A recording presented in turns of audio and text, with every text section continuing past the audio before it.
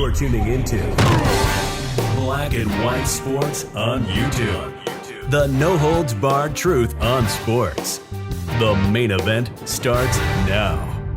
Black and White sports fans, let's talk about Hall of Fame NBA player Scottie Pippen of the Chicago Bulls. We know that the six-time NBA champion has a book coming out. Many months ago, we covered what he was actually saying about the book. He is taking shots at everybody. Everybody. He is trashing so many people. And Scottie Pippen, to me, is making himself look very, very bad. He has essentially called Phil Jackson a racist because Tony Kukoc got the last shot and Scottie Pippen refused to go into the game. That is a black eye on Scottie Pippen's resume. Scottie Pippen is a Hall of Famer.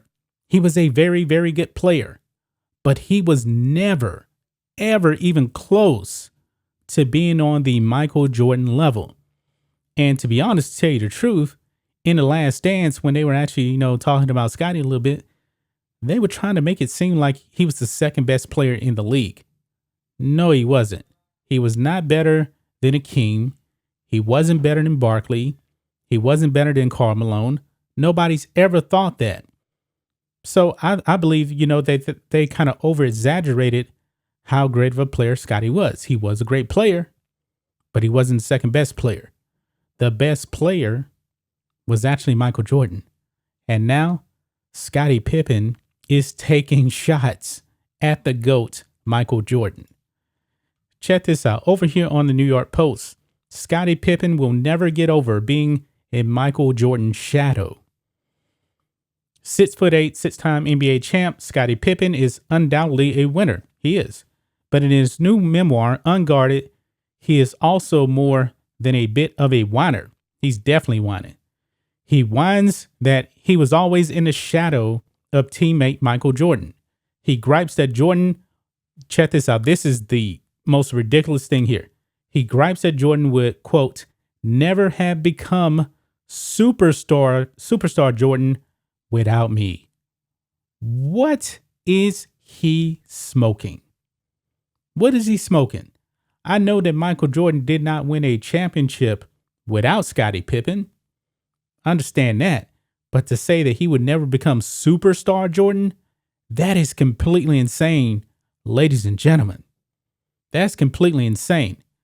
It goes on, it says, and in the memoir, which he co-wrote with Michael Arkush, the 56-year-old Pippen boasts that during an illustrious career with the 90 Chicago Bulls, he was always a better teammate than Jordan.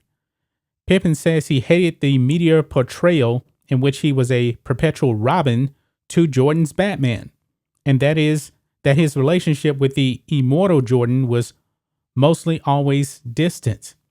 Now, check this out, guys. If you look at Michael Jordan, his level of play, and Scottie Pippen's, it was clearly a Batman and Robin. Michael Jordan, no doubt, was Batman. Scottie Pippen was clearly Robin. And that's okay. Now, I'll even say this too. When it comes to the Shaq and Kobe Lakers, I believe that people have a bit of a revisionist history when it comes to Kobe on those first three championship teams. Shaq was clearly the best player on those teams. That was his team. It wasn't a 1A or 1B. It wasn't. Shaq was just that dominant. He was a better player than Kobe. Let's just be real. But let's move on here. Quote, Michael and I aren't close and never have been, he writes. When Jordan's father was found murdered in the summer of 1993, Pippen couldn't find it in his heart to offer his condolences. Wow. A decision he still regrets. James Jordan went missing for 3 weeks before his body was discovered in a South Carolina creek. So badly decomposed, he was tagged a John Doe with his hands and jaw, saved for future identification. He had been shot to death while he slept in the car on the side of a North Carolina highway. Investigation eventually led to 2 teenagers with long rap sheets. Man, he didn't even offer condolences to Michael Jordan. Wow. Still feeling the sting of Michael Jordan's popularity, Pippen believes that, quote, America is as much in love with Michael Jordan as in the 80s and 90s, pointing to the 10-part ESPN documentary, The Last Dance, about the Chicago Bulls' final 1997-98 championship season. The documentary aired in 2020 and placed Jordan, who was given editorial control over the film, on a pedestal in every episode. Jordan was leading man, director, and earned $10 million, while no one else on the team received any monies, Pippen complains. Quote, they glorified Michael Jordan while not giving nearly enough praise to me and my proud teammates, he writes. Now, the reason is when it comes to those dynasty Chicago Bulls, there is no dynasty without Michael Jordan. Clearly the best player.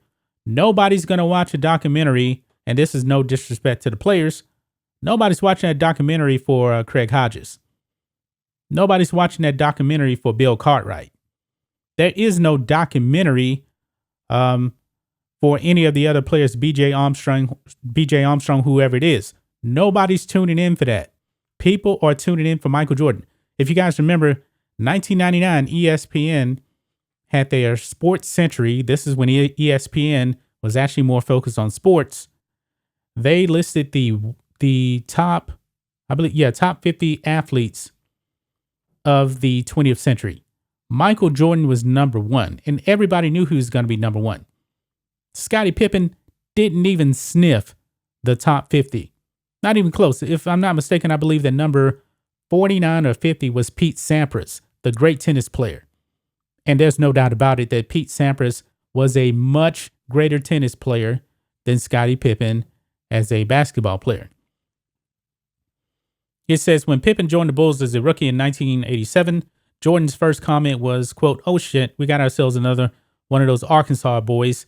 Pippen signed on for 5 years over $5 million over 6 years, and always believed he was the sport's most underpaid star.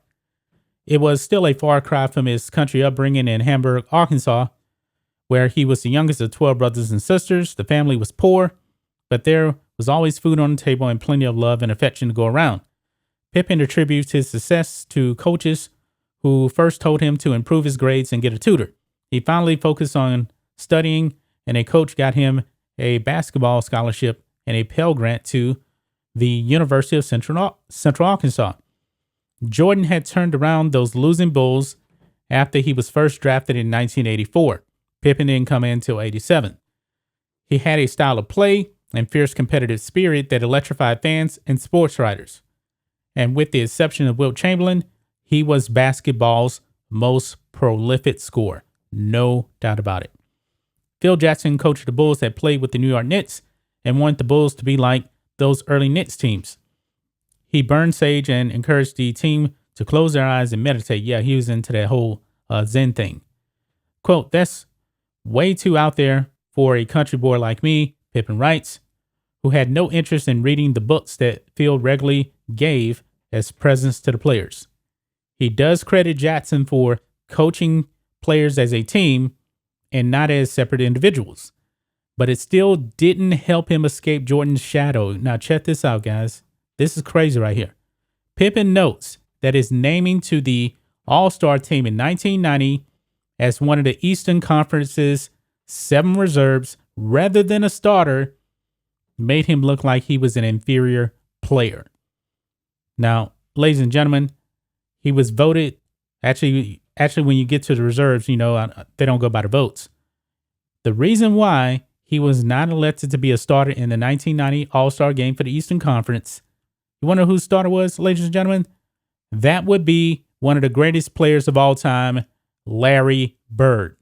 And Larry Bird's 1989 90 numbers, he was still a tremendous player. He played in 75 games.